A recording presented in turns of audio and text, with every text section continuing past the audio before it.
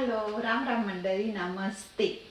आजचा हा व्लॉग अमेरिकेबद्दल तर नाही आहे, पण एक गोष्ट आहे जी मी घरी बनवते माझ्या लहान 4 वर्षाच्या मुलासाठी.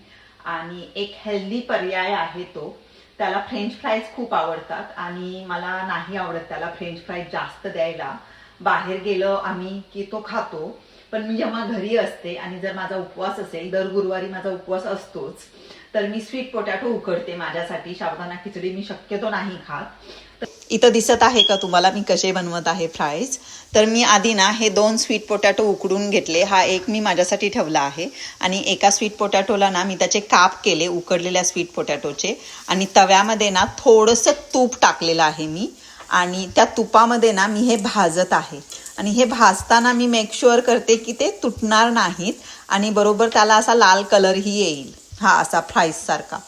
आणि मग हे ज्यावेळी चारी बाजूनी लाल कलर येतो ना, तेव्हा ते फ्राईज आहेत असं सांगून मी माझ्या मुलाला देते आणि तो खातोही आवडीने. तर हा एक हेल्दी पर्याय आहे आपल्या हेल्थसाठी.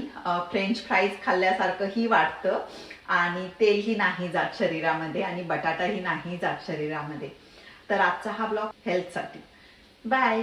आजच्या ब्लॉगमध्ये एवढेच. बाय. पुन्हा परत भेट.